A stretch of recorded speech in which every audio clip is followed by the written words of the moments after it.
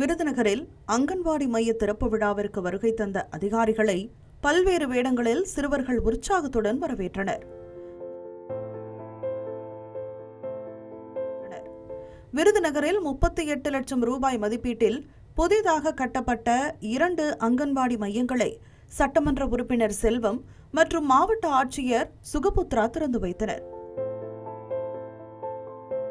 குழந்தைகள் எளிதாக கற்றுக்கொள்ளும் வகையில் அங்கன்வாடி மையத்தின் சுவர்களில் தமிழ் எழுத்துக்கள் மற்றும் விலங்குகளின் வண்ணமயமான ஓவியங்கள் வரையப்பட்டு மையங்கள் புதுப்பொலிவுடன் அமைக்கப்பட்டுள்ளன.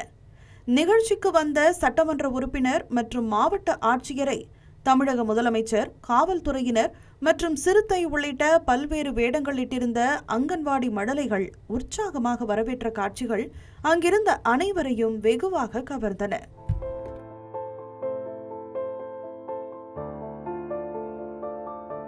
தமிழ் ஜனம் சேனலை சப்ஸ்கிரைப் பண்ணாம பார்த்துட்டு இருந்தீங்கன்னா மறக்காம சப்ஸ்கிரைப் பண்ணிடுங்க.